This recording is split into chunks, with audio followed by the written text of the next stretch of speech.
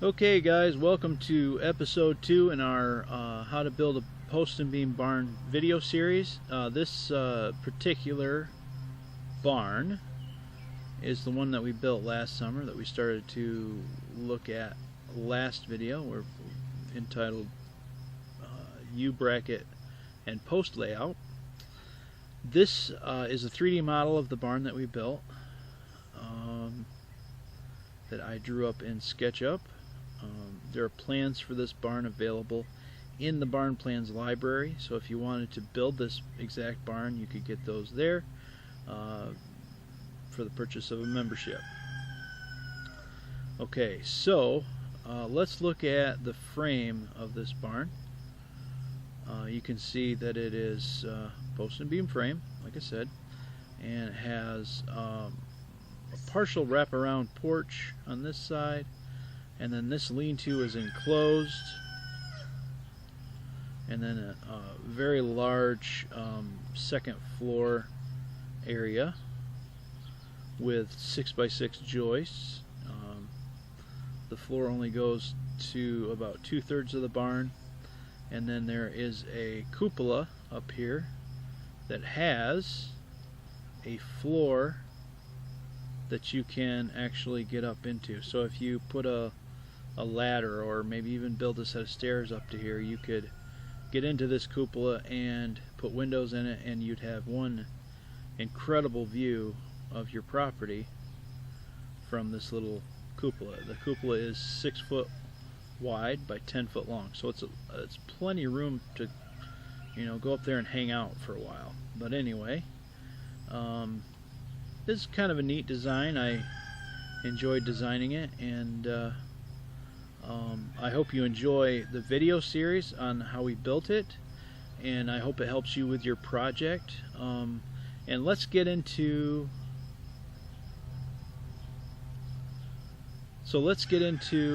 the second part of our series, and we'll start off with how to install a couple different methods of installing U-brackets. So stay tuned, and we'll get to that right quickly here.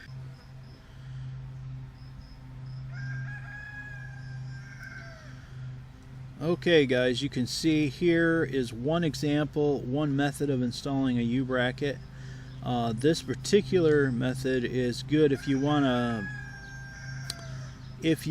to pour your concrete pier first and then pour your floor at a later date. This way you can pour your concrete floor, attach your U-bracket to your, pour your concrete pier, attach your U-bracket to your concrete pier, and then attach your posts up here above this false floor, I guess you would say. This leaves you a 4-inch gap so that you can pour concrete after the bracket's already installed without hitting the post. What this allows you to do is add some rebar reinforcement through the brackets in this kind of configuration, and so that'll increase your lateral stability in that this type of installation. This is a little bit of a specialized U-bracket. You'll have to, it costs an extra, I think, $5 for this one, so that you can put the post up a little higher.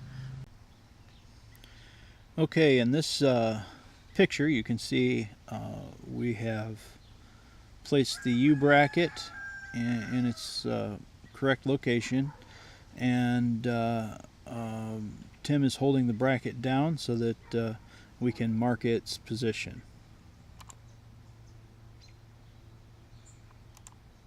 Here you can see Tim is holding that bracket down, and Tim is holding the bracket down, and Daniel is marking its position with a pencil, so that if the bracket moves while we're installing it, that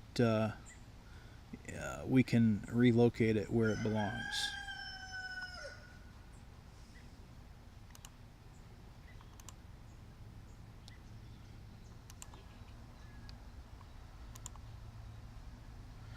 And here you can see Daniel is going to drill the first hole, and Tim is holding the bracket down.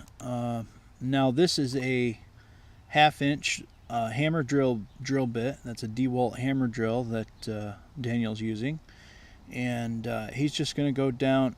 He's going to go down pretty much as far as he can go. What you want to do when you're clearing this hole out is you want to go, even though the wedge anchor is only 4 1/4 inches long, you want to drill down quite a ways, probably 7-8 inches down, so that way there's plenty of room below the U bracket for any dust, concrete dust or stuff like that to accumulate. Otherwise, you go to drive that. Otherwise, when you go to drive that wedge anchor in place, it will it may stop up against that powder from the concrete dust and not go as deep as you want it to. So go ahead and drill it at least 7 or 8 inches. You want to go ahead and drill it at least 7 or 8 inches deep so that you have plenty of room for your wedge anchor.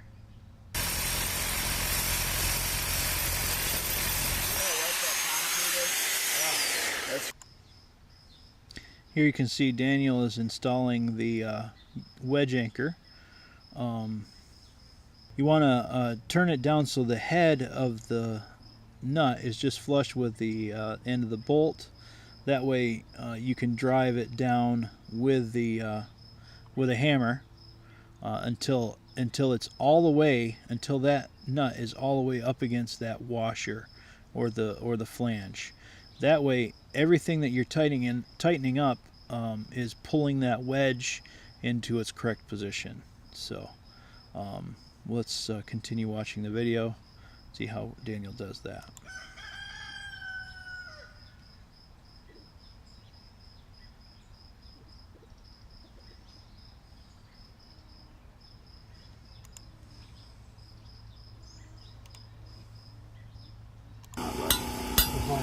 That bumps pretty good.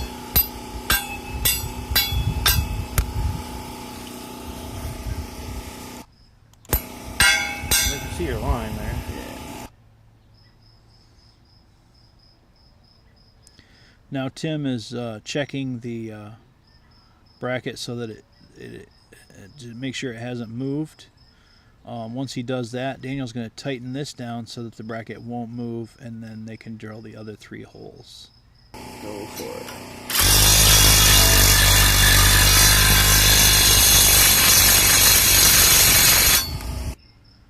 Now that they have tightened the 1 bolt down, they will go ahead and drill out the other 3 holes.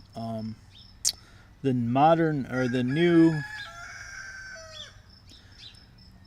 new U brackets have slotted holes and a little bit wider of a flange, so it gives you a little more flexibility as far as moving them around to fine-tune their location. So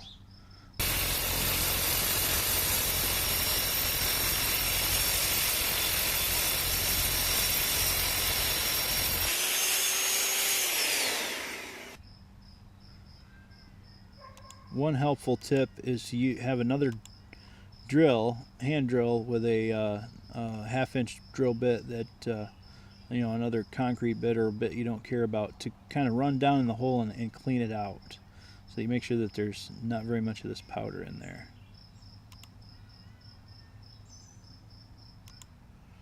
And then brush the concrete off, dust off, and then install your next bolt in that position,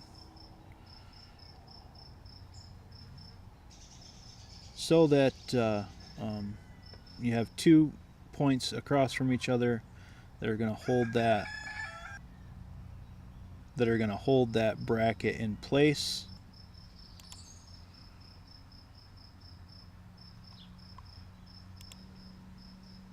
Now that Daniel has gotten those 2 bolts installed, he's going to drill his other 2 holes with the DeWalt hammer drill.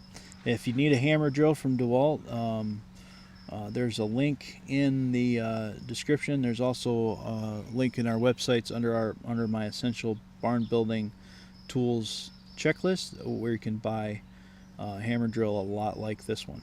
So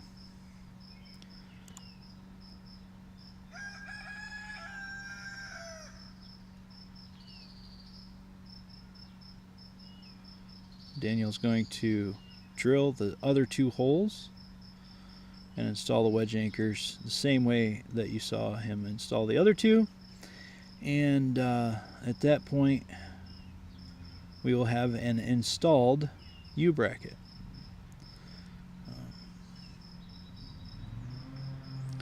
I think that'll be enough for this video. In the next video, I'll show you how the post gets installed into this U-bracket, and we'll continue with our series. I hope you've been enjoying it. If you like this video, click the thumbs up and subscribe. You'll see more videos like this coming out soon, and we'll catch you on the next video, and have a great day. Thanks. Goodbye.